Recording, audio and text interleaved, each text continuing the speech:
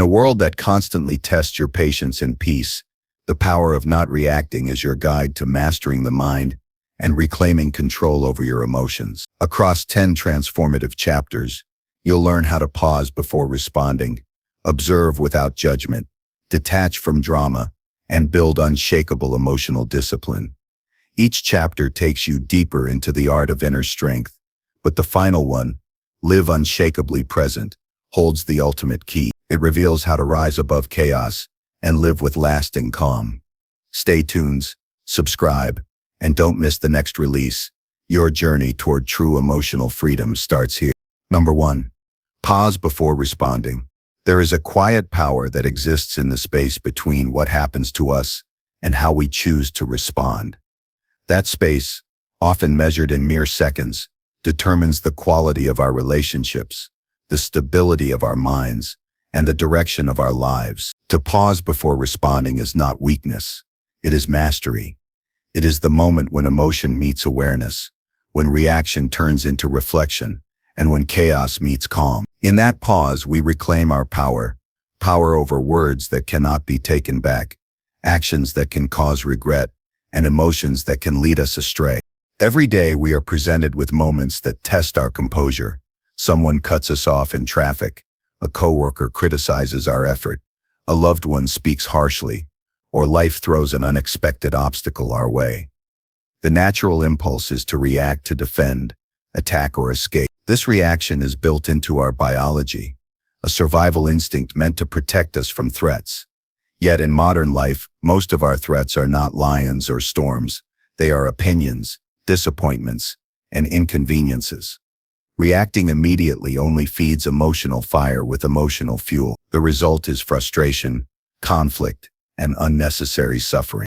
The pause, though small, is the moment that separates the wise from the impulsive. When we pause, we do not deny our emotions. We allow them to exist without giving them control. It is a brief retreat within, a breath that resets the mind and allows clarity to rise above chaos. The pause is a sign of strength, not suppression. It is not about holding back emotion forever, but about responding with intention instead of reacting with instinct. Imagine you receive a message that offends you. The words sting, and your first urge is to reply sharply, to prove a point, or to defend your pride. In that instant, your heart rate increases, your mind starts crafting arguments, and your emotions rush forward. If you act from that state, your response will likely come from pain, not wisdom.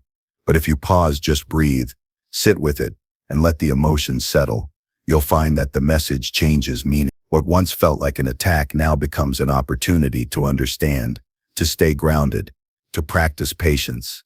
The situation remains the same, but your energy around it transforms. Pausing before responding does not mean inaction. It is conscious action. It is the art of slowing down your internal world so you can meet the external one with clarity. The person who can pause is not indifferent, but intentional. They understand that reaction is easy, but reflection is rare. The pause gives birth to choice, the choice to respond wisely, to stay aligned with your values, and to maintain peace in the midst of provocation. To cultivate this skill, awareness must come first. You cannot pause if you are not aware that a reaction is rising. Awareness begins with attention to the body. The body always signals before the mind catches up. A tightening in the chest, a quickening heartbeat, a clenched jaw, these are signs that emotion is stirring. When you feel them, you are already standing at the crossroads. React or pause. The key is to notice these sensations without judgment. The moment you notice, you have already created distance from them. You are no longer inside the emotion. You are observing it. That observation is the doorway to control. Once awareness is built, practice slowing down your internal response time. Before replying to a message, take a deep breath. Before answering criticism, count to 3. Before engaging in an argument, feel your feet grounded on the floor. These small rituals create mental space. They train your nervous system to remain steady instead of escalating. Over time, pausing becomes second nature, and your emotions no longer control your decisions. Pausing also teaches humility. It reminds us that we do not always need to be right, that silence often carries more power than words. When you pause, you give others room to express themselves fully. You hear what they mean, not just what they say. Often, behind harsh words lies hurt or misunderstanding. A reactive response amplifies conflict. A patient pause opens understanding. You cannot control how others behave, but you can always control the space between stimulus and response. That is where your peace resides. There will be moments when the pause feels impossible. When emotions surge, it can feel like being swept away by a current. In those moments, the most practical thing you can do is breathe. The breath anchors you to the present. A slow, conscious breath tells your body you are safe, that you do not need to fight or flee. The more you practice conscious breathing, the more you strengthen your emotional stability. Even one deep breath can shift the course of a conversation or the tone of a day. Another practical approach is to create mental checkpoints during the day. Before entering a meeting, pause. Before sending an email, pause. Before responding to someone's negativity, pause. This simple act will improve every area of your life. You will notice better relationships, clearer communication, and a stronger sense of inner calm. The world around you might still be chaotic, but your responses will carry steadiness and depth. The pause also holds spiritual significance. It is where the mind meets wisdom. In every sacred tradition, stillness is seen as the source of strength. The pause is that stillness in motion. It is the practice of staying calm while everything around you moves. It teaches surrender without weakness and patience without passivity. In this state, your emotions become guides instead of rulers. You begin to understand that not every feeling needs to be acted upon, and not every thought needs to be spoken. In daily life, pausing before responding can prevent countless regrets. Words spoken in haste often carry a weight that lingers long after the moment has passed. Relationships break not because of one argument, but because of repeated moments when people choose reaction over reflection. A single pause can prevent a misunderstanding, preserve respect, or even save love. It is the invisible strength that sustains human connection. With practice, the pause becomes a habit of self-respect. You no longer allow others to pull you into their storms. You stay centered in your own calm. People who pause before responding exude quiet confidence. They do not rush to prove, defend, or attack. Their silence is not emptiness. It is control, composure, and depth. They understand that time is their ally. A delayed response often carries more truth than a quick reaction. In the end, the pause is not just a tool, it is a way of living. It represents the discipline to remain calm in chaos, the maturity to choose peace over pride, and the wisdom to act from understanding rather than impulse. Each pause you take is an act of self-mastery. It tells the world that your emotions serve you, not the other way around. Life will continue to present challenges, but within you lies the ability to meet them with grace. When you pause before responding, you step out of the storm and into clarity. You stop reacting to the world and start shaping it through mindful action. You become a person who leads with presence, patience, and strength. And over time, that one simple pause will transform not just how you respond, but who you are becoming: calm, aware, and unshakably in control. Number 2, observe without judgment. To observe without judgment is to see reality as it truly is, not as the mind wants it to be. It is to stand in the center of your experience, neither pushing it away nor clinging to it, and simply witness. Most people go through life reacting, not to what is happening, but to what they think is happening. They are trapped in constant interpretation, labeling every moment as good or bad, fair or unfair, right or wrong. This automatic judgment becomes the lens through which life is seen, distorting the truth and creating unnecessary suffering. True freedom begins the moment you learn to observe without judgment, to allow each experience to unfold without needing to categorize. When you learn to watch your thoughts and emotions without labeling them, you begin to realize that they are not who you are. Thoughts are just ripples on the surface of consciousness, temporary visitors that come and go. Emotions rise and fall like waves, intense at first but fading with time. The observer within you, the one who notices these thoughts and feelings, is constant, calm and unshaken. That observer is your true self, the silent awareness behind all mental noise. Observing without judgment reconnects you with that inner stillness, allows you to experience life with clarity and depth, rather than distortion and resistance. Every emotion, no matter how unpleasant, carries information. Anger may point to boundaries that need respect. Sadness may signal a loss that requires acknowledgement. Anxiety might reveal an area of uncertainty you need to face. But when you judge these emotions as bad, you shut the door to their wisdom. You resist them, and resistance gives them more power. The mind begins to fight against itself, creating inner tension. Observation without judgment dissolves that tension. By simply noticing what arises without labeling it, you allow emotions to move through you naturally, like clouds passing across the sky. You stop trying to control the weather and start witnessing it. This practice is especially powerful in moments of conflict. When someone says something hurtful, the instinct is to react defensively. Judgment appears instantly. They're wrong. I don't deserve this. They always do this to me. But if you pause and simply observe what's happening inside, how your body tenses, how your heart rate quickens, how your thoughts race, you begin to understand your inner landscape with compassion rather than criticism. You no longer need to fight what you feel. You see it, understand it, and let it pass.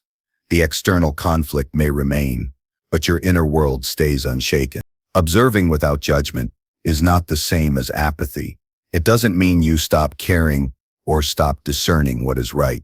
It means you develop the ability to see clearly before you decide how to act. Judgment clouds perception. Observation sharpens. A calm mind sees patterns, understands motives, and recognizes truth without distortion. When you stop labeling people and situations too quickly, you begin to see the complexity of life, the reasons behind behaviors, the fears beneath anger, the humanity within mistakes. This clarity fosters empathy and wisdom, both essential for emotional control. In daily life, the practice begins with small moments. Notice the sensations in your body when you wake up. Observe how your mind reacts when something doesn't go as planned. Notice your judgments toward yourself throughout the day. When you make a mistake, when you compare yourself to others, when you doubt your worth. Each time, bring awareness to the thought, this is judgment. Once you see it, you no longer have to believe it. You realize that judgment is just another thought pattern, not truth. That awareness is the first step toward freedom. This kind of awareness requires patience.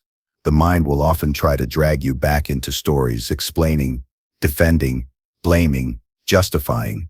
The discipline is to notice this happening without scolding yourself for it.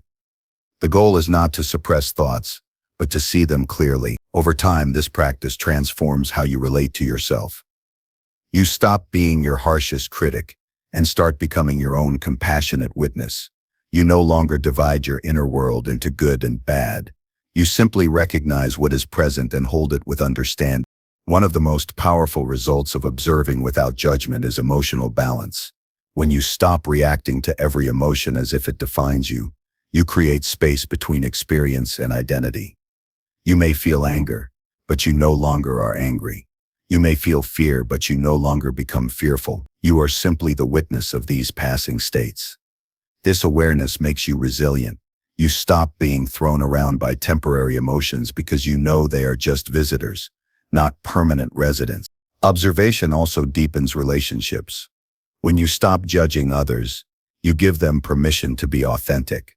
People sense when they are being watched with openness instead of criticism. They relax, open up, and trust you more. Even in disagreement, the absence of judgment creates connection. You can listen fully, understanding the emotions behind the words, instead of preparing your defense.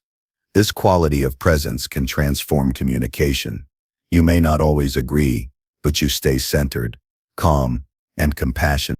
The art of non-judgment also applies to life's events. When things don't go your way, the immediate reaction is to label the situation as bad. But the truth is, life's meaning often unfolds with time. What seems like a setback today might be the very thing that leads to your growth tomorrow. Observing without judgment allows you to move through difficulties with grace. You stop asking, why is this happening to me? And start understanding, this is happening, and I can learn from it. That shift alone brings peace where resistance once lived. To live with this mindset, cultivate mindfulness in ordinary moments. When you eat, notice the taste and texture of food without labeling it as good or bad. When you walk, feel the ground beneath your feet without judging the pace or destination. When thoughts arise, observe them like passing cars. You don't have to chase them. You simply watch them go by. This constant awareness anchors you in the present moment, where judgment dissolves and understanding blooms. At times you will notice the mind slipping back into its old habits. Comparing, labeling, criticizing. Do not judge the judgment. Smile at it. Awareness of the pattern is progress. The fact that you can see it means you are no longer lost in it. Each moment of recognition weakens the habit's hold and strengthens your inner observer. Slowly, your perception changes. Life becomes less about control and more about curiosity. You begin to meet every experience, pleasant or painful, with the same attitude. This too is part of being human. When you master this perspective, peace becomes your natural state. You are no longer at war with your thoughts, emotions, or circumstances. You see clearly that life is not meant to be judged. It is meant to be lived, experienced, and understood. Observing without judgment frees you from the need to fix every feeling or control every outcome. It allows you to flow with life rather than fight against it. In this flow, wisdom arises. You make better decisions because they come from clarity, not reaction. Ultimately, to observe without judgment is to honor the truth of each moment. It is to see things as they are before adding what the mind wants them to be. It is to meet yourself and others with gentleness, recognizing that every person is doing their best from their level of awareness. It is the practice of compassion through clarity, the kind that heals, uplifts, and liberates. When you live this way, you find peace, not because life becomes easier, but because you stop demanding that it always be different. You discover the quiet power of awareness itself, steady, kind, and endlessly free. Number 3, detach from drama. Detachment from drama is not about indifference. It is about peace. It is the conscious decision to remove yourself from emotional chaos that doesn't serve your growth. The world thrives on noise, conflict, opinions, exaggeration, and endless reactions.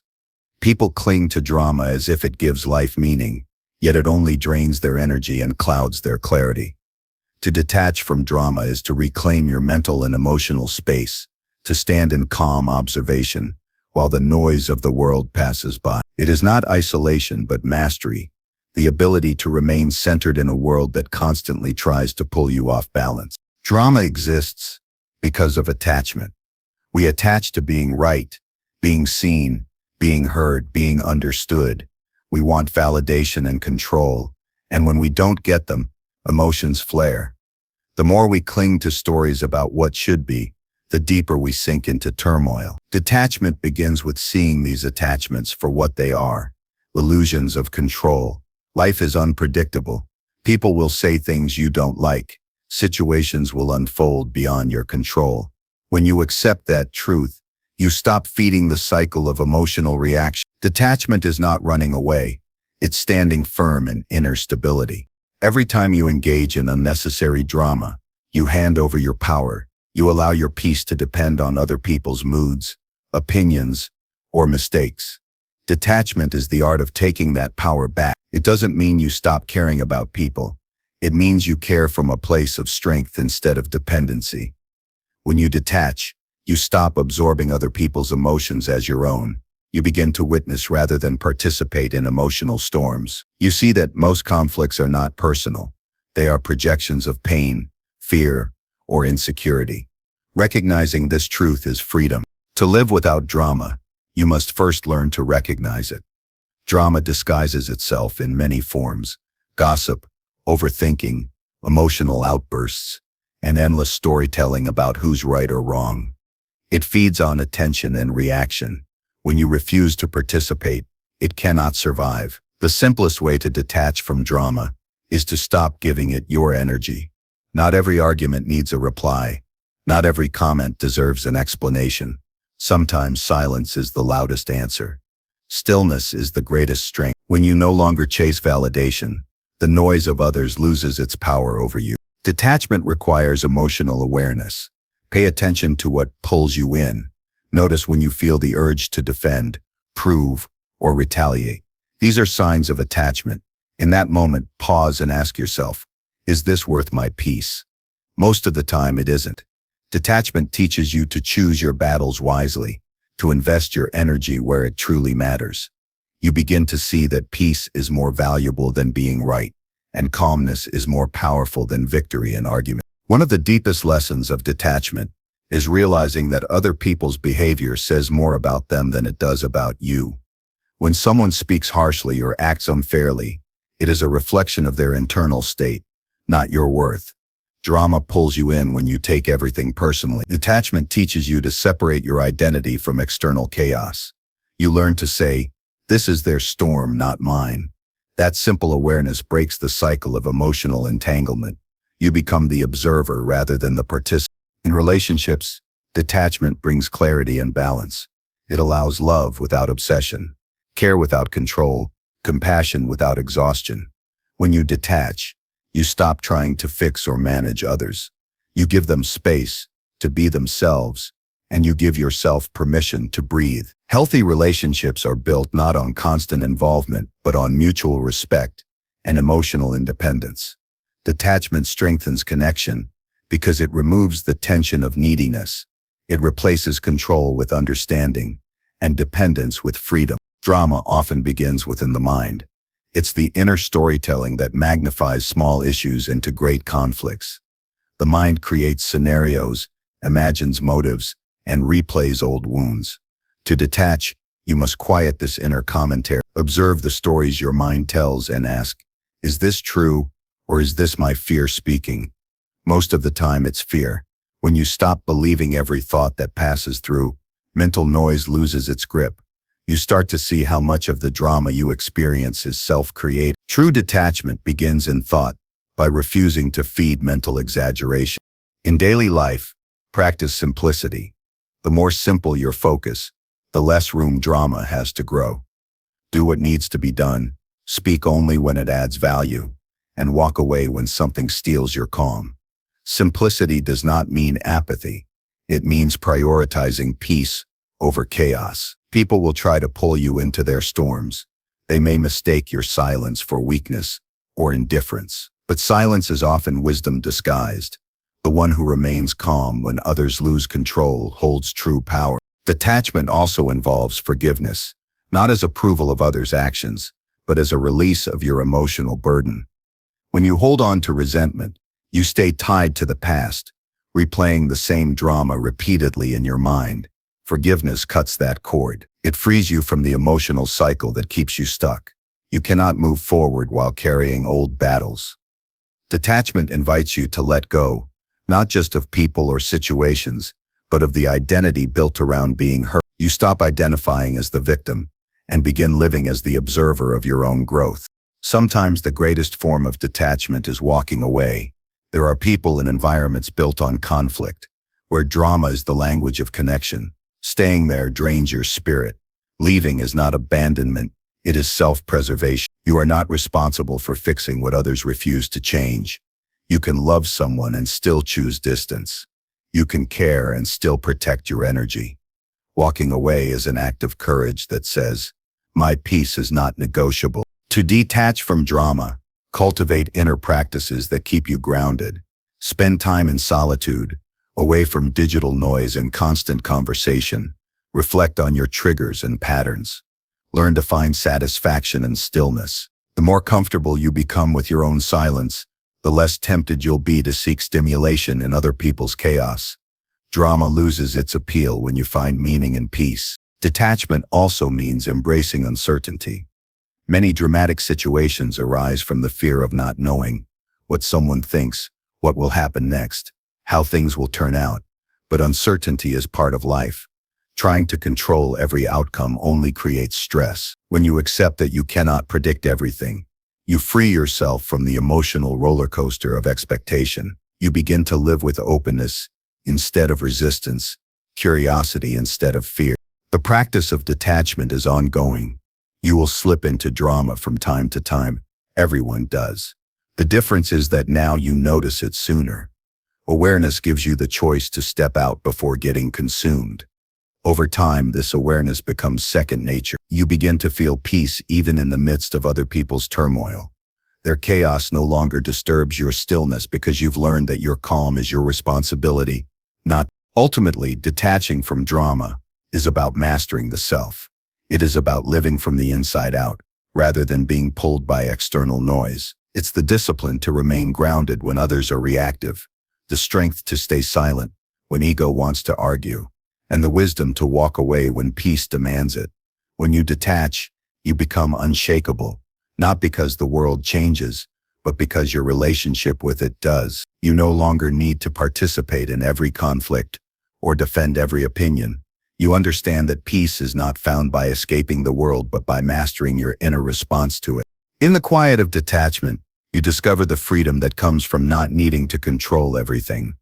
You realize that calmness is not the absence of challenge, but the presence of perspective. When you detach from drama, you reclaim your life from haste and begin to live with clarity, balance, and strength. The world continues its noise, but you move through it like still water, reflective, steady, and at peace. Number 4. Master inner dialogue. Every human being carries a voice within, a quiet narrator shaping the way life is experienced. It comments on everything: what you do, how you look, what others think, and what might go wrong. This inner dialogue never truly stops. It's the constant hum behind every thought, choice, and feeling. Yet, most people never question it. They listen to it as if it were truth. The way you speak to yourself determines the quality of your mind, your emotions, and ultimately your destiny.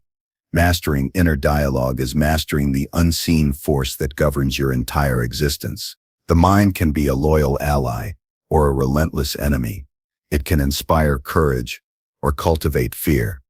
The difference lies in how consciously you manage the conversation happening inside. When left unobserved, inner dialogue becomes reactive and automatic, built on years of conditioning, criticism, and insecurity. It repeats old beliefs, inherited from others, teachers, parents, failures. But when you take ownership of that voice, when you begin to shape it with awareness and purpose, it transforms into a source of strength, resilience, and wisdom. The first step to mastering inner dialogue is noticing its tone. The words you silently tell yourself carry emotional weight. Phrases like "I can't," "I'm not enough," or "this always happens to me" act like quiet anchors, holding you in limitation. They become self-fulfilling because the mind believes what it repeats. If your inner speech is dominated by doubt, you will see the world through the lens of fear. If it is filled with encouragement, you will find strength even in adversity. The key is to bring consciousness to your self-talk, to hear it clearly and question its truth. Most negative self-talk is not factual, it's habitual. It arises from the mind's desire to protect you from disappointment or rejection. By predicting failure, it tries to soften the blow before it happens. But that same defense mechanism becomes the prison of the soul. When you constantly tell yourself that you cannot do something, you limit your courage to even try. True growth begins the moment you interrupt that automatic dialogue. You pause, breathe, and ask, is this voice helping me or holding me back? That simple awareness shifts your relationship with yourself from victim to master. Once you start hearing your inner voice clearly, the next step is to redirect it.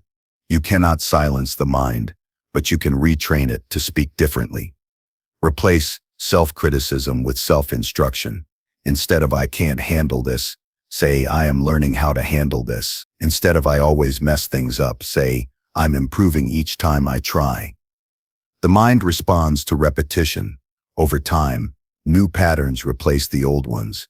Your thoughts become allies rather than adversaries. This is not blind optimism. It is conscious reprogramming. It's choosing to guide your internal narrative instead of letting it run wild.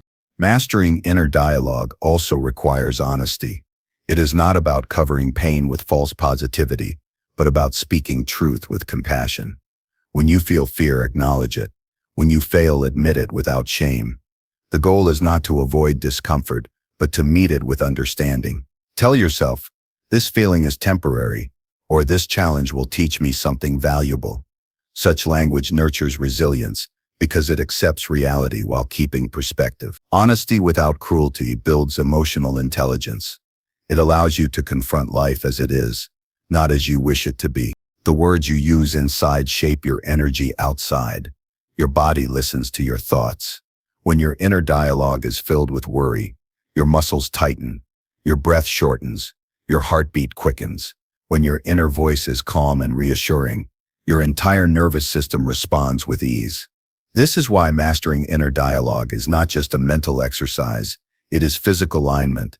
The mind and body exist in constant conversation. You can use that connection to restore peace by speaking to yourself with patience and authority. Self-awareness deepens when you realize that not every thought deserves attention. The mind generates noise automatically. Old memories, imagined fears, random commentary. You are not required to answer every thought. The more you argue with negativity, the more power it gains. Instead of fighting, observe. Let the voice speak, and then let it go. Thoughts are like passing clouds. You are the sky beneath them. Mastery means knowing which thoughts to engage and which to release. The simple act of choosing what deserves your focus is an act of power. Your inner dialogue should serve your highest intentions, not your temporary emotions. When challenges arise, the mind will often flood you with reasons to give up. Train it to respond with questions of possibility. What can I learn from this? How can I grow stronger because of it? What is within my control right now? Such questions redirect energy from frustration to problem solving. This practice builds discipline.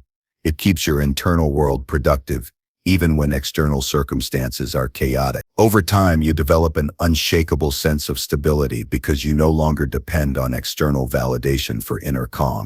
One of the greatest transformations comes when you begin to speak to yourself as you would to someone you love. Imagine if your closest friend came to you in pain. Would you criticize or comfort them? Most people speak to themselves in ways they would never speak to another human being. Mastering inner dialogue means offering yourself that same compassion. Replace judgment with understanding, and your internal world becomes a sanctuary instead of a battlefield. When you become your own source of support, you no longer chase reassurance from others. Inner dialogue also determines how you interpret life. Two people can face the same event and experience entirely different realities, depending on what their inner voice says about it. One sees failure as a dead end. The other sees it as guidance. One sees rejection as proof of unworthiness. The other sees it as redirection. The event is the same, but the narrative changes everything. The stories you tell yourself shape the emotional meaning of your experiences. Mastering them means rewriting those stories with awareness and purpose. To strengthen your inner dialogue, integrate reflection into your daily life. Spend time in silence each day. No distractions, no devices, just listening. Observe the quality of your thoughts. Write them down if needed. Notice patterns of self-doubt, comparison, or fear. Awareness is the foundation of change. Once you see the repeated narratives, you can consciously choose new ones. Over time, your thoughts begin to reflect your values instead of your insecurities. The voice in your head starts to sound like a wise friend rather than a relentless critic. Inner mastery also demands consistency. Changing the way you speak to yourself is not a single act. It's a daily discipline. Some days the old voice will return, whispering familiar doubts. Do not fight it with frustration. Gently redirect it. Every repetition strengthens the new pattern. Eventually, encouragement becomes your default. You begin to move through life with quiet confidence, not because everything is perfect, but because your mind has become your ally. When you master your inner dialogue, external circumstances lose their control over your peace. People's opinions, temporary setbacks, and unpredictable events no longer dictate your state of mind. You become self-governed. Your happiness depends not on what happens, but on how you interpret what happens. This is true freedom, the ability to remain centered regardless of what unfolds around you. The storms still come, but your mind no longer amplifies them. Instead, it guides you through them with clarity and composure.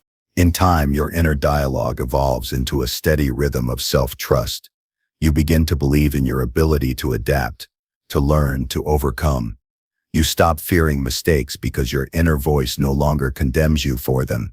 It becomes your teacher, not your tormentor. When the inner conversation aligns with truth, you live with integrity. Every decision, every action, every emotion flows from a centered place within. The greatest battles are not fought in the world, but within the mind. Victory begins when you learn to command your own thoughts. Mastering inner dialogue is not a one-time achievement.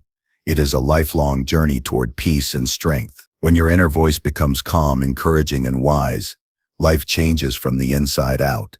You stop being at war with yourself and begin to move through the world with quiet power. In that mastery lies the essence of emotional control, the foundation of resilience, and the secret to unshakable self-respect. Number 5. Breathe through triggers. Every person carries invisible buttons, moments, words, or situations that stir intense emotional reactions without warning. These are triggers, the echoes of old pain, memories, or unmet expectations that lie dormant until something awakens them. One simple comment, one reminder of the past, one unexpected challenge, and the body reacts before the mind can reason. The heart races, the breath shorts, and emotions surge like waves.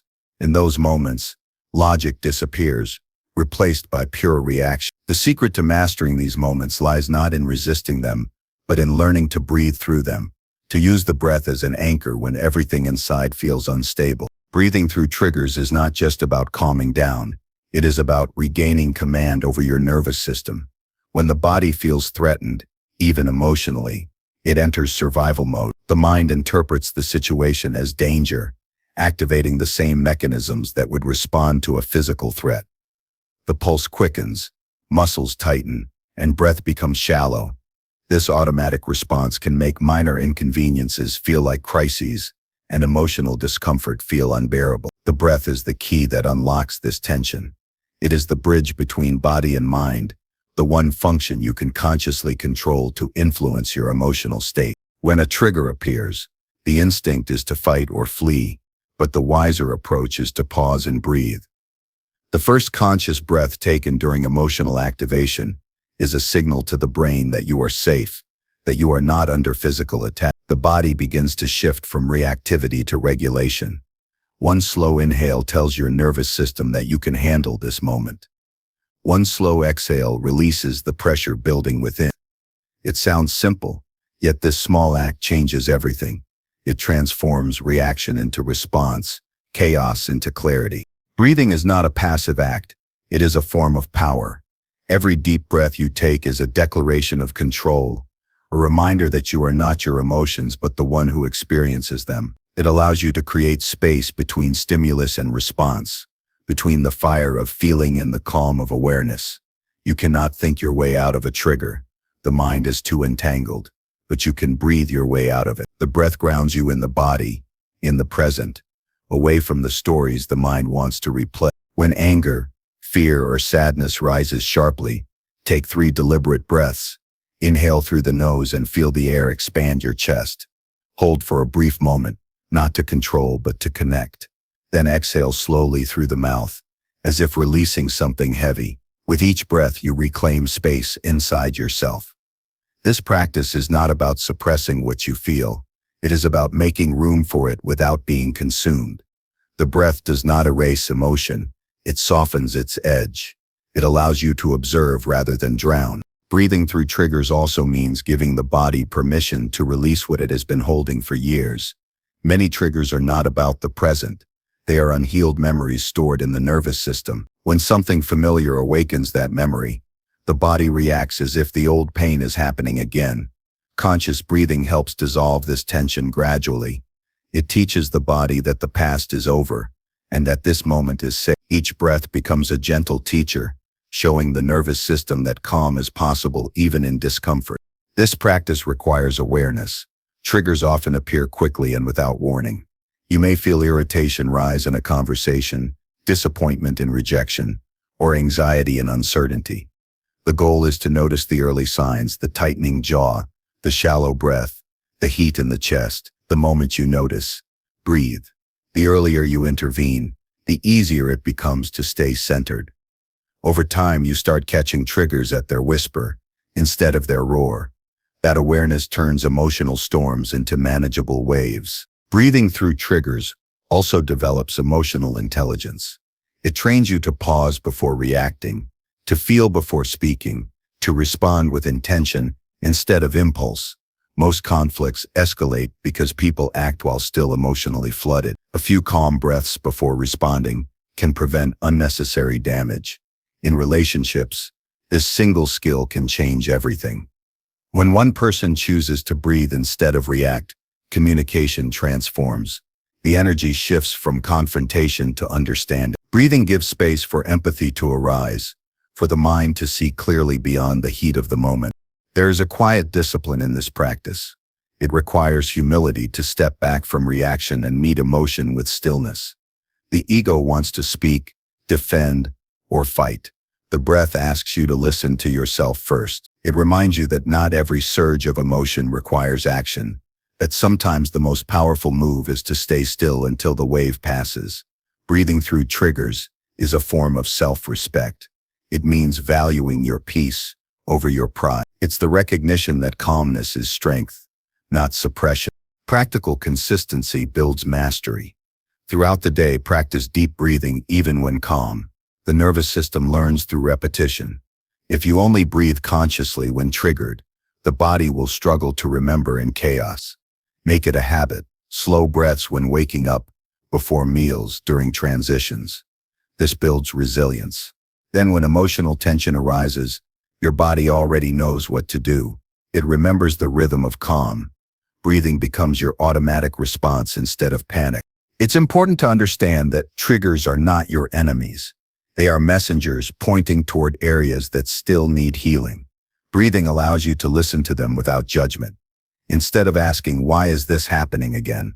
ask, "What is this feeling trying to show me?" The breath creates the silence in which that answer can arise. Sometimes the message is about boundaries.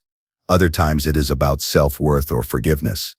By breathing through it, you move from resistance to understanding. In moments of deep emotional pain, when thoughts race and the chest tightens, imagine each breath as a wave washing through you. Let it carry away the tension with every exhale. Feel your body expand with oxygen, with life. The present moment exists only where the breath is. When you are fully breathing, you cannot be lost in the past or trapped in imagined futures. You are here alive, aware, safe. Triggers lose their power when you stop abandoning the present. Over time, you will notice a shift. Situations that once sent you spiraling will barely disturb your peace. People's words will lose their sting. You'll sense emotion rising, but instead of reacting, you'll breathe, observe, and respond with composure. You will begin to trust yourself again, to know that no matter what happens, you can stay grounded. That trust is the foundation of emotional control. It is not about eliminating triggers. It is about transforming your relationship with them. There is profound wisdom in the simplicity of breath. The world teaches you to react fast, to fix things immediately, to speak before silence. The breath teaches the opposite, to slow down, to feel deeply, to act from stillness. It reminds you that your peace is found not by controlling everything around you, but by controlling your internal rhythm.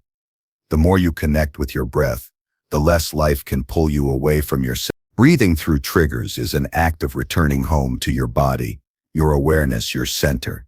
It is the bridge back to clarity when emotion clouds the mind. The practice is subtle, but its impact is immense.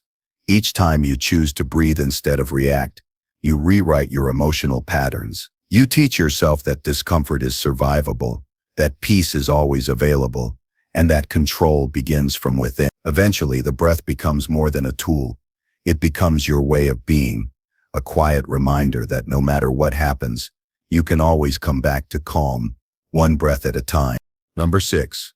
Choose conscious responses. There comes a point in every person's growth when they realize that life is not defined by what happens, but by how they respond to it. Every situation, every encounter, every word spoken to you is a choice point, a moment where your awareness decides whether to act from impulse or intention. Choosing conscious responses means reclaiming that power. It is the practice of acting with awareness instead of reacting out of habit. It is the difference between being a prisoner of circumstance and becoming the architect of your own peace. Most people live in reaction mode. Something happens, and they immediately respond from emotion, from old conditioning, from fear or pride. Their words come before thought, their tone before understanding, their anger before reflection. And afterward, they often regret what they said, wishing they could take it back. But the truth is, regret only appears where consciousness was absent. When you act from awareness, there is nothing to regret, because what you said, did, or decided came from clarity, not chaos. Choosing a conscious response does not mean suppressing what you feel. It means acknowledging emotion without surrendering to it. It's understanding that feelings are valid, but not always accurate.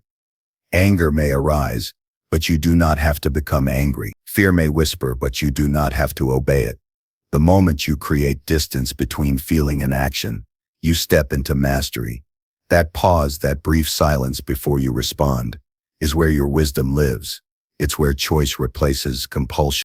To choose consciously, you must first become deeply aware of your internal state. You cannot respond wisely to the world if you are disconnected from yourself. Notice what happens in your body when someone criticizes you, when a plan fails, or when you feel misunderstood. Does your chest tighten? Does your breath shorten? Do your thoughts race? Awareness of these sensations is the first step toward control. They are signals from your inner world asking for attention. Once you recognize them, you no longer have to act blindly through them. Conscious responding requires you to slow down in a world that glorifies speed. Everyone wants instant reactions, quick replies, immediate satisfaction. But maturity is found in patience. There is a profound strength in taking your time before responding, in letting silence speak for you when needed. Silence, in fact, is often the most conscious response of all. It allows you to assess not only what is happening, but also why it's affecting you. You begin to see whether the trigger belongs to the present moment or to an old wound still asking for healing. When you choose how to respond, you begin to shape your energy intentionally. You no longer waste it on unnecessary conflicts or emotional turbulence. You direct it toward what matters. The conscious response is not just about how you speak, it's about how you think, how you interpret, how you perceive.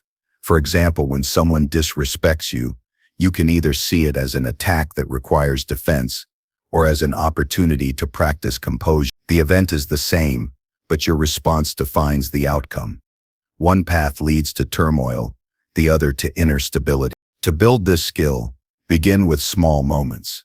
When someone interrupts you, instead of reacting with irritation, breathe and listen. When plans change unexpectedly, notice your disappointment, but stay flexible. When confronted, choose understanding over retaliation. Each conscious response trains your nervous system to stay calm under pressure. Over time, you realize that nothing outside you has absolute control over how you feel or act. You become grounded, less reactive, more deliberate. Awareness expands through practice. Each day offers countless opportunities to respond differently than before.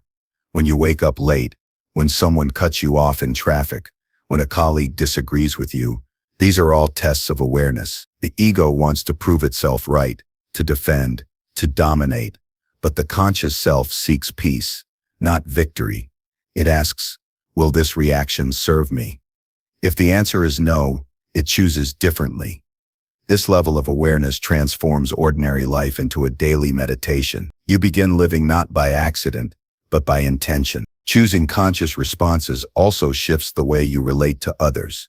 You start listening to understand rather than to reply.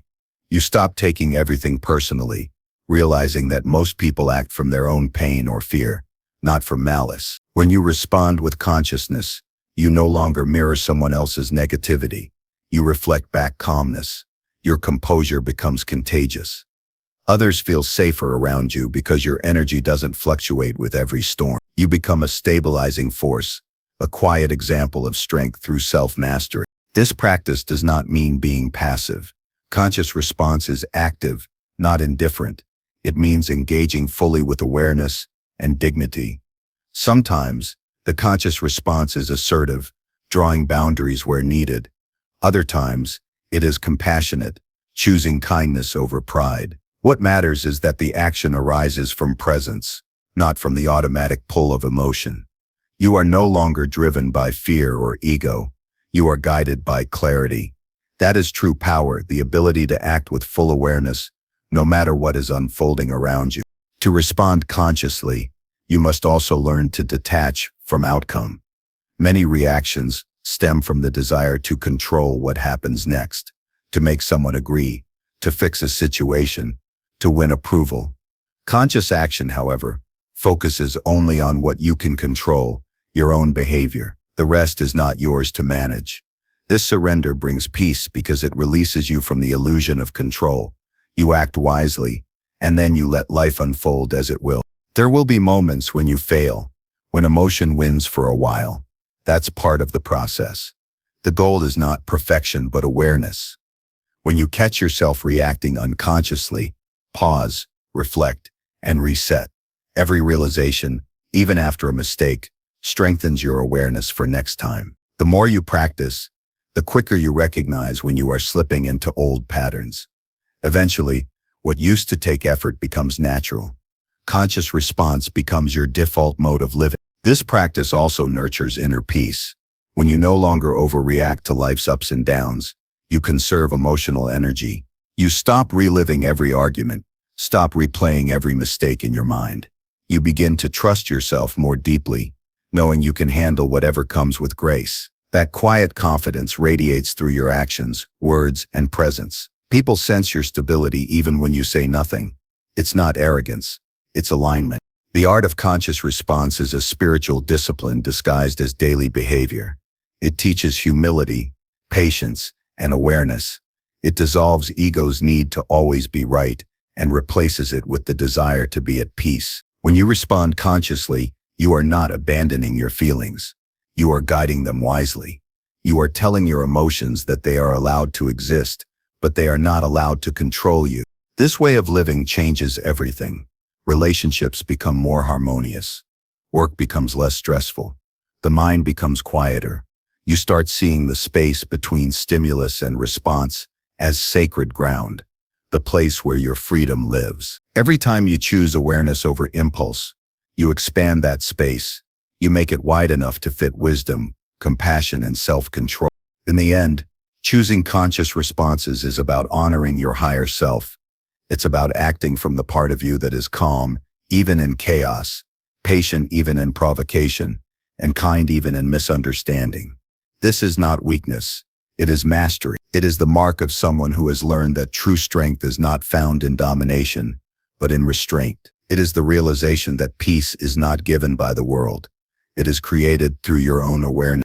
And once you begin living this way, you discover that every moment, no matter how difficult, becomes an opportunity to practice freedom, the freedom to choose who you are, again and again, through the power of conscious response. Number 7, strengthen emotional discipline.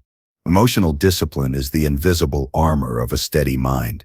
It is not the absence of emotion, but the ability to manage it with precision and grace. To strengthen emotional discipline is to train the inner world to remain calm in the presence of turbulence, to act from wisdom instead of impulse, and to hold one's ground when life pulls in opposing directions. It is a quiet power, rarely spoken of, yet it separates those who crumble under pressure from those who rise above it with composure. Emotions are powerful forces.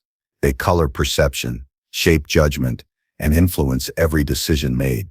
Left untrained, they become wild, unpredictable, and easily manipulated by circumstance. The purpose of emotional discipline is not to suppress emotion, but to master it, to know what you feel, why you feel it, and how to express it in alignment with your higher values. Without this inner structure, you become reactive, living at the mercy of every disappointment, every conflict, every change in tone or outcome. With discipline, you become unshakable, not because you feel less, but because you know how to carry what you feel without losing balance. Developing emotional discipline begins with awareness, but it grows through restraint. It is choosing to stay composed when provoked, to remain steady when tested, and to withhold unnecessary reactions when silence would serve better. This does not mean indifference. It means control. Every time you resist the urge to react emotionally, you are training the mind to serve you rather than sabotage you. Like a muscle strengthened through repeated resistance, discipline is built through small moments of control practiced consistently. A person with emotional discipline does not deny emotion. They observe it with understanding. When anger arises, they do not explode. They analyze what it reveals about boundaries or unmet expectations. When sadness appears, they do not drown in it. They use it as a signal for introspection or rest. Every emotion becomes a teacher rather than a tyrant. This level of mastery requires daily effort, for discipline is not achieved through intensity, but through consistency. The challenge for most people is that emotions often feel bigger than logic. They come with physical sensations, tight chests, trembling hands, quickened heartbeats that make them seem impossible to manage. But those sensations are temporary. They peak and fade like waves. Emotional discipline is the ability to stand still while the wave rises and passes. It is trusting that you are larger than what you feel, that the mind is capable of observing emotion without collapsing into it. To cultivate this strength, one must learn patience in discomfort. Emotional discipline grows in moments of frustration, not in moments of ease. When life is smooth, control feels effortless. It is when things fall apart that true character is tested. The person who can stay calm when insulted, remain respectful in disagreement, and think clearly when overwhelmed, possesses a kind of power that cannot be shaken by circumstance. This control is not arrogance. It is self-mastery, the highest form of respect for oneself. Each day presents opportunities to train this discipline. When delayed plans trigger irritation, use that moment to practice acceptance. When someone's words sting, take time to process before responding. When life presents uncertainty, focus on what can be done rather than what cannot. These small exercises build emotional endurance. Over time, you find that what once disturbed you deeply now barely stirs the surface of your peace. That transformation is the reward of disciplined living. Discipline also requires accountability. You cannot strengthen what you do not own. Every outburst, every overreaction, every emotional lapse must be faced honestly, not with guilt, but with the intention to learn. The undisciplined mind blames others for how it feels. The disciplined mind takes responsibility, knowing that emotional stability is a personal duty, not a gift from the world. You cannot control how others behave, but you can control how long their behavior controls you. That awareness alone shifts your power back inward. Emotional discipline is also deeply connected to self-respect. When you can regulate your emotions, you protect your dignity. You do not give others the power to dictate your state of mind. You stop allowing small things to disturb great peace. This creates emotional independence, an inner strength that does not depend on external approval or validation. It is freedom from the constant need to prove, defend, or react. You become a calm observer of life rather than a participant in every storm. This does not mean becoming cold or detached. Discipline and compassion can coexist beautifully. In fact, the more disciplined you become, the kinder you can be. Emotional control gives you clarity, and clarity opens the heart. You respond to others with empathy instead of irritation because you are no longer ruled by fleeting moods. You can listen deeply without taking offense, guide others without judgment, and support them without absorbing their chaos. This balanced presence is a sign of inner maturity. Practicing emotional discipline also means managing your internal dialogue. The mind is constantly speaking, interpreting, and amplifying emotion. Without discipline, it turns minor events into major catastrophes. But when trained, it becomes an ally that calms you through logic and perspective. Whenever intense feelings arise, ask yourself questions that ground you. Is this emotion serving me? Will my reaction improve or worsen the situation? What is the most constructive response right now? These questions interrupt emotional spirals and bring your awareness back to choice. A disciplined mind does not chase every thought. It recognizes that emotions are temporary visitors, not permanent residents. This understanding allows you to step back from identification to say, I am feeling anger instead of I am angry. That single shift in language changes the relationship with emotion. It reminds you that emotion is an experience, not an identity. You are not the storm. You are the sky that holds it. To build lasting discipline, structure your environment to support emotional balance. Spend time in silence, away from noise and digital distractions. Engage in practices that ground you: exercise, meditation, journaling, or mindful breathing. These habits strengthen your internal focus, making it easier to stay composed in challenging moments. When the mind is centered, emotions lose their dominance. They may visit, but they do not stay long enough to rule. It's also essential to set emotional boundaries. Discipline is not just inward, it is the art of choosing where to invest your energy. Avoid unnecessary drama, refuse to engage in arguments that lead nowhere, and distance yourself from environments that constantly trigger negativity. Protecting your peace is an act of discipline. Every time you walk away from chaos instead of feeding it, you are strengthening emotional muscles that guard your stability. With time, emotional discipline turns into a quiet confidence. You no longer need to prove control. It becomes natural. The world might still test you, but it no longer breaks you. You start to see challenges as opportunities to reinforce your calm, to practice steadiness. The moments that once drained you now become reminders of your progress. You begin to trust your own restraint, to know that no matter how difficult the situation, you can remain composed and act wisely. Emotional discipline is not about living without emotion. It's about living beyond its control. It's the art of remaining human, but not helpless. When the mind and heart align under discipline, your energy becomes focused, your decisions become deliberate, and your presence becomes commanding. The undisciplined person reacts. The disciplined one responds. The undisciplined person is tossed by moods. The disciplined one directs them. In mastering emotional discipline, you discover true strength, the kind that is not loud or aggressive, but calm and enduring. You realize that peace is not something to seek outside, but something to protect within. The disciplined mind knows when to speak and when to stay silent, when to act and when to wait, when to feel deeply and when to let go. This balance is not innate. It is earned through daily practice, patience, and awareness. And when it is finally achieved, it becomes the foundation upon which every other virtue is built: clarity, resilience, compassion, and wisdom. In the end, emotional discipline is not just control, it is freedom, the freedom to remain whole, no matter what the world throws your way. Number 8, embrace stillness daily. In a world that glorifies motion, stillness has become a forgotten art. The pace of modern life moves so quickly that silence feels foreign, even uncomfortable.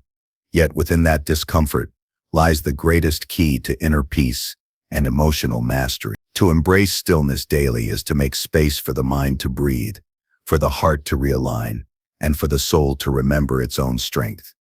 It is not an escape from life, but a return to yourself, the calm beneath the chaos, the clarity behind the noise. Stillness is not simply the absence of activity. It is the presence of awareness. It is a conscious decision to slow down the racing thoughts, to detach from constant stimulation, and to listen deeply to what life is whispering beneath the surface. The world urges you to keep moving, to produce, to respond instantly, to stay connected always. But the mind, like any instrument, cannot perform well when played without pause. It needs rest to recover its sharpness and direction. Stillness provides that restoration. It clears mental clutter and allows intuition to rise where confusion once reigned. When you embrace stillness, you begin to notice things that constant motion hides: the rhythm of your breath, the subtle tension in your body, the patterns of your thoughts. Most people live disconnected from themselves because they are constantly reaching outward. They seek distraction, entertainment, validation, and stimulation to avoid facing the silence within. But it is only in stillness that you can see yourself clearly. It is there you understand what truly drives you, what drains you, and what you need to. Without stillness, self-awareness remains shallow. Stillness is not about doing nothing. It is about being fully present in what is. It is allowing yourself to exist without needing to fix, achieve, or escape. The mind resists this because it thrives on movement. It equates silence with stagnation, but stillness is not stagnation. It is strength, under control. The river that pauses before the waterfall is not weak. It is gathering momentum. The same applies to you. When you rest in stillness, you are not losing time. You are regaining energy, patience, and perspective. Practicing daily stillness does not require hours of meditation or complete solitude. It can begin with just a few moments of intentional quiet. When you wake up, resist the urge to reach for your phone. Sit in silence. Feel your breath expand your lungs. Listen to the sounds around you, the hum of life continuing effortlessly. Let those first few minutes set the tone for your day. Throughout the day, find small pauses, between conversations, during commutes, before meals. In those pauses, return to yourself. The more often you practice, the more natural stillness becomes. Stillness has the power to regulate your emotions without effort. When you stop chasing thoughts, the mind begins to settle, like water clearing after being stirred. In that clarity, you can see emotions for what they are, temporary waves passing through your awareness. You start to notice how much of your stress, irritation, or worry comes not from external situations, but from overthinking and resistance. Stillness teaches acceptance. It teaches that you do not need to solve everything immediately, that life often resolves itself when you stop fighting it. In stillness, you learn the language of your own intuition. Beneath the surface noise of the mind lies a quiet intelligence that always knows what is right. It does not speak in fear or urgency. It whispers in peace. But you can only hear it when you are quiet enough to listen. Many people search for guidance through endless information and advice, yet the most profound answers often emerge in silence. The decision that once felt impossible begins to make sense when your inner noise fades. Stillness is the bridge to wisdom. There is also a deep healing power in stillness. The body holds tension from unprocessed emotions, from years of stress and suppressed pain. When you sit in silence and simply observe without running away, that tension begins to release. You may feel emotions surface that you didn't realize were still inside you. Sadness, anger, fear. Do not resist them. Let them move through you. Stillness allows energy to flow again. What was once trapped finds freedom, and peace slowly fills the space where turmoil lives. This process cannot be rushed, but with consistency it transforms you from within. Stillness also sharpens focus. In an overstimulated world, attention has become one of the most valuable resources. The ability to focus deeply is a byproduct of a quiet mind. When you spend time each day in stillness, distractions lose their grip. You no longer feel compelled to check every notification or respond to every demand. You learn that not everything requires your immediate attention. That realization brings incredible freedom. The freedom to direct your energy where it truly matters. Stillness strengthens presence in relationships as well. When you cultivate inner quiet, you become a calmer listener, a gentler communicator, and a more grounded presence for others. People can feel when they are truly seen and heard. A still mind gives space for empathy to grow. You stop reacting impulsively to others' emotions and instead respond from understanding. Stillness teaches you to connect without absorbing chaos. You can love without losing yourself. It is important to understand that stillness is not always peaceful at first. When you first begin to slow down, the mind often resists. It will flood you with thoughts, distractions, and restlessness. This is normal. The mind has been conditioned to fill every silence with activity. But if you stay patient and keep returning to your breath, the noise begins to settle. Think of it as dust in the air after a storm. If you stop moving, it slowly falls, revealing clarity beneath. The greatest barrier to stillness is the belief that you don't have time for it. Yet stillness is not something separate from life. It is a way of living within it. You can find stillness while walking, while eating, while working. It's a mental state, not a physical place. You can be surrounded by chaos, yet remain untouched inside if your awareness is anchored in quiet. The outer world will always move. True peace comes from mastering your inner world. When you begin to embrace stillness daily, subtle changes appear. You start noticing beauty in ordinary moments, the way sunlight filters through a window, the sound of rain against the ground, the feeling of air entering your lungs.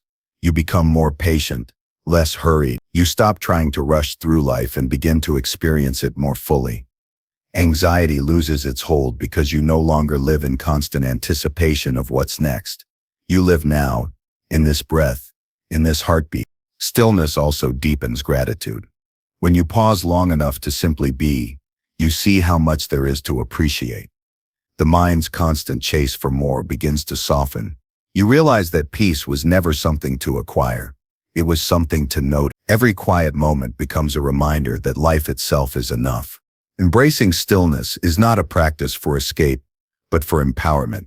It strengthens emotional discipline, enhances clarity, and builds resilience. It gives you a sanctuary inside yourself that no circumstance can disturb. When faced with difficulty, you can return to that inner silence, and from it act with wisdom. When tempted by distraction, you can rest in awareness and choose what aligns with your value. Over time, stillness becomes your natural state. The noise of the world continues, but it no longer unsettles you. You stop reacting to every disturbance and begin responding with calm precision. Life feels lighter, more balanced, more intentional. You realize that peace does not depend on everything going right. It depends on your ability to remain centered when things don't. To embrace stillness daily is to live from the deepest part of yourself, the part untouched by fear, untouched by judgment, untouched by noise. It is to dwell in presence, where nothing is missing and everything is enough. In that quiet, you find the strength to face the world with calm eyes, the wisdom to act with clarity, and the grace to move through life without losing your center. And when you make this stillness a daily companion, you no longer chase peace. You become it. Number 9. Reframe external challenges. Life will always present challenges, some sudden and others slow burning, but the way we perceive them determines whether they weaken us or awaken us.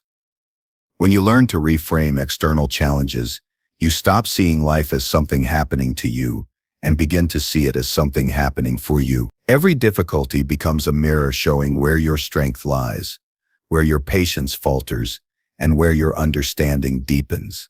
The shift in perspective doesn't erase the pain of adversity. It transforms the meaning behind it. And meaning is what turns suffering into growth. Challenges, at their core, are neutral events until the mind interprets them. It's not the challenge itself that creates distress, but the story you tell yourself about it. When you face a setback, failure, or loss, the instinctive reaction is to resist, to label it as bad or unfair. But when you pause and view it from a wider lens, you begin to see how even unwelcome events carry hidden gifts. A delay may protect you from a path not meant for you. A rejection may redirect you toward alignment. A loss may awaken gratitude for what remains. Reframing doesn't mean denial. It means shifting from victimhood to awareness. The first step in reframing is awareness of reaction. When something goes wrong, observe your immediate thoughts. Are they filled with fear, anger, or hopelessness? Those emotions reveal your inner conditioning. Instead of drowning in them, ask yourself, what is this experience trying to teach me? That question alone changes the vibration of your energy. It invites curiosity instead of despair, acceptance instead of resistance. The moment you look for meaning, your relationship with the challenge begins to change. You reclaim power that was lost in emotional turbulence. Reframing is not a trick of optimism. It is a practice of wisdom. It's about understanding that everything has layers, the visible and the unseen, the immediate and the eventual. What seems painful today may be preparing you for something greater tomorrow. Often the universe removes what you think you need so that you can discover what you truly need. Only hindsight reveals how perfectly life was orchestrated. But wisdom allows you to trust that orchestration even before you see the results. That trust is the essence of emotional maturity. Imagine your challenges as teachers disguised in discomfort. Every frustration you face is a lesson in patience. Every betrayal strengthens discernment. Every loss nurtures resilience. When you reframe life this way, hardship no longer feels like punishment. It feels like preparation. Instead of asking, "Why me?" you begin to ask, "What for?" This subtle change shifts you from passive suffering to active learning. It turns obstacles into opportunities and makes pain a participant in your evolution, not an enemy of. When you practice reframing consistently, your emotional stability deepens. External events lose their ability to dictate your peace. You realize that the world does not owe you comfort, and that peace is not the absence of challenge, but the ability to remain centered through it. Life becomes less about control and more about response. You stop trying to manipulate circumstances and start mastering your perception of them. You learn that growth often hides in the places you resist most: the uncomfortable conversations, the failed plans, the moments when life doesn't go as expected. Reframing also changes the way you relate to other people. When someone criticizes or offends you, instead of reacting defensively, you can see their behavior as a reflection of their inner world, not your worth. Their words may reveal their pain, their fears, or their own lack of self-control. This understanding allows compassion to replace resentment. You can maintain boundaries without bitterness, strength without hostility. Seeing others through this lens frees you from emotional entanglement and protects your inner peace. The power of reframing extends even to the smallest frustrations of daily life. Traffic jams, delays, or misunderstandings can easily provoke irritation. But what if they were opportunities to practice patience, awareness, or gratitude? What if every inconvenience was a moment to strengthen calmness instead of losing it? When you view life as constant training for the mind, even the mundane becomes meaningful. You begin to live with purpose in every moment because everything becomes a tool for growth. Reframing requires humility because it asks you to release your attachment to being right. The ego loves to cling to its version of reality. This shouldn't have happened. They shouldn't have said that. I didn't deserve this. But life rarely conforms to the ego's expectations. To reframe is to surrender the need to control the narrative and instead embrace what is unfolding with trust. This surrender is not weakness. It is strength disguised as stillness. It's the confidence that no matter what happens, you can choose how to perceive it. When challenges arise, your perception determines your endurance. Two people can experience the same event. One breaks, the other grows. The difference lies in meaning. Meaning creates resilience. When you find meaning, even suffering has purpose. And when suffering has purpose, it loses its power to destroy you. This is why reframing is one of the most powerful mental disciplines you can develop. It turns adversity into alchemy. In moments of struggle, it helps to ask grounding questions. What can I learn from this? How can I respond instead of react? What part of me is this challenge trying to strengthen? These questions open the mind beyond pain and into understanding. They pull you out of emotional fog and into conscious awareness. Over time, this becomes instinctual. Instead of spiraling into negativity, you immediately begin to seek growth. You start to see beauty even in breakdowns, because you understand that destruction often precedes creation. Reframing external challenges also requires patience. Growth is not always visible while it's happening. There are times when life feels stagnant or unfair, when progress is invisible. But reframing reminds you that unseen transformation is still transformation. A seed in the soil is silent, but not still. The same is true for your development. Even when nothing appears to be moving, you are evolving internally. The struggle you face today might be shaping the strength you'll need a year from now. This mindset cultivates emotional freedom. You no longer depend on external conditions for peace.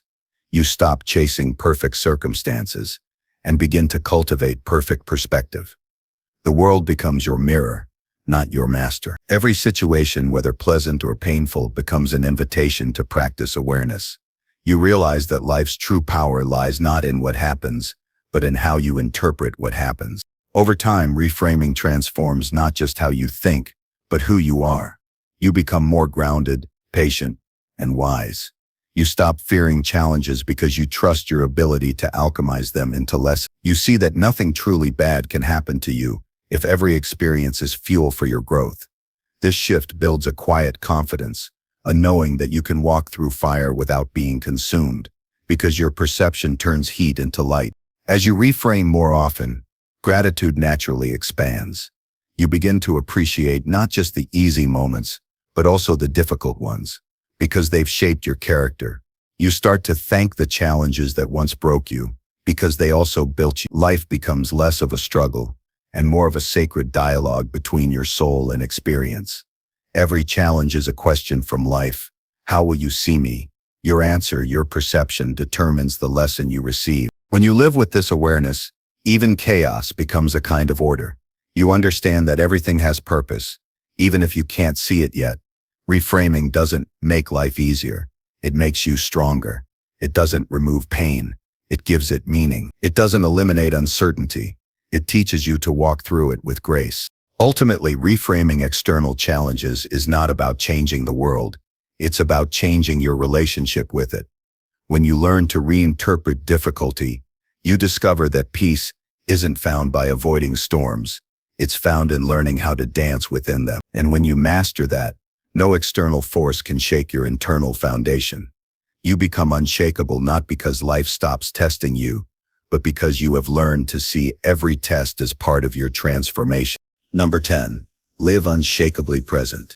To live unshakably present is to exist fully in the reality unfolding before you, untouched by the weight of yesterday or the uncertainty of tomorrow. It is not simply about being mindful. It is about building an inner foundation so solid that no external chaos can steal your calm. When the mind is anchored in the present, the noise of the world loses its grip. You stop oscillating between regret and anticipation and begin to see life as it is, a series of living moments, each one complete on its own. The modern mind has forgotten how to stay here. It drifts endlessly between memories and projections, replaying old wounds or rehearsing future fears. This constant mental movement drains energy and fractures attention. The result is disconnection from reality, from others, and from oneself. To live unshakably present, you must first understand how easily the mind escapes the now. Every distraction, every compulsive thought, every restless urge to check or compare is a symptom of that escape. Awareness of this habit is the doorway to transformation. Presence begins with attention. It is the conscious decision to bring your awareness back to the current moment, over and over, until it becomes your natural state. Every breath, every sensation, every detail of your surroundings becomes a reminder that this is where life actually happens. The past has already dissolved, and the future has yet to form, but the present is alive. It's where all power resides. You cannot change what has been, and you cannot control what will be, but you can shape how you experience this very second. That is true mastery. To live unshakably present, you must learn to silence the endless commentary of the mind. The inner voice that constantly analyzes, judges, and predicts creates a fog that obscures direct experience. Instead of living, you start thinking about living. Instead of feeling, you start evaluating feelings. When you quiet this noise, life becomes vivid again. You taste food more deeply. You hear the wind more clearly. You notice the texture of moments that once passed unnoticed. Presence is not dullness. It is the deepest form of aliveness. But presence does not mean passivity. It doesn't mean you abandon plans or neglect responsibility. It means that whatever you do it consciously. When you work with full focus. When you rest completely. When you speak with intention. This unity of mind and action creates strength. Scattered attention weakens energy, but presence concentrates it. Like sunlight through a lens, focused awareness can ignite transformation. You begin to move through life with precision rather than distraction, clarity rather than confusion. Living unshakably present also means developing trust in yourself and in the unfolding of life. The mind loves control. It wants to predict every outcome, protect against every possible pain, and plan for every future scenario. Yet control is an illusion. The more you chase certainty, the further you drift from peace. True security arises when you stop fighting for control and start trusting your ability to respond with awareness to whatever arises. The present moment will always give you what you need to handle it, if you are here to receive it. Discomfort, fear, or uncertainty often pull people out of presence. The instinct is to escape into thought, to analyze or fantasize as a way of avoiding the rawness of reality. But that escape only multiplies suffering. The more you resist the present, the heavier it feels. The more you embrace it, the lighter it becomes. Pain feels unbearable only when you keep trying to flee from it. When you face it with still awareness, its power dissolves. Presence transforms even difficulty into depth. To cultivate this strength, you must practice returning again and again to awareness. Use simple anchors, the breath entering and leaving your body, the feeling of your feet on the ground, the sound of your heartbeat. These are not just relaxation techniques. They are gateways into reality. They remind you that life is not happening somewhere else. It's happening right now, in this inhale, in this second. Every return to awareness weakens the mind's habit of distraction. Over time, presence becomes your home, rather than a place you visit occasionally. Being unshakably present also means living with acceptance. The present moment is what it is, not what you wish it to be. You can meet it with resistance or with openness. When you accept it fully, you release the burden of constant inner conflict. Acceptance is not surrender to weakness. It is surrender to truth. It is acknowledging reality so that you can act wisely within it. Resistance wastes energy, but acceptance channels it. In that acceptance, peace is found, not because life is easy, but because you have stopped fighting with it. Presence deepens relationships. When you are fully with someone, without distraction or mental commentary, you create genuine connection. People can feel when you are truly there with them. Eye contact, silence, and attention communicate more love than words ever could. In a world full of half-listeners and divided focus, presence is the rarest and most healing gift you can offer another. It also allows you to hear beyond words, to sense the emotion behind speech, the truth behind appearances. This understanding builds compassion and wisdom. To live unshakably present, you must also develop detachment from outcomes. The future will unfold as it will, regardless of how tightly you hold on to it. When you act from presence, you give your best effort and then release the result. This doesn't mean apathy, it means freedom. You can still have goals, but they no longer define your peace. You no longer postpone happiness until something happens later. The joy of life stops being conditional. It becomes immediate. You find fulfillment not in what you achieve, but in how fully you live while achieving. Stillness is the heartbeat of presence. Amid noise, motion, and complexity, there is always a still center within you that remains untouched. When you live from that center, life's storms lose their force. You can move through chaos without becoming it. People may misunderstand you. Situations may fall apart, but your inner calm stays intact because it is rooted in something beyond circumstance. That stillness is not fragile. It is strength, disguised as serenity. Living in the now also awakens appreciation. When the mind stops rushing past the present, you begin to notice the small miracles that constantly surround you. The rhythm of your breath, the play of light on a wall, the warmth of a morning sun. All these become extraordinary. Gratitude expands naturally because you no longer overlook the simple things. And gratitude is what keeps you grounded when life tests you.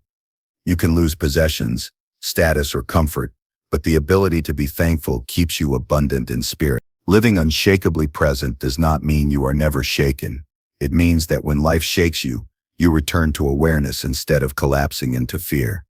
You realize that stability does not come from perfect circumstances, but from a mind that knows how to return home to the now. Each moment becomes a refuge, a reminder that peace is always one breath away.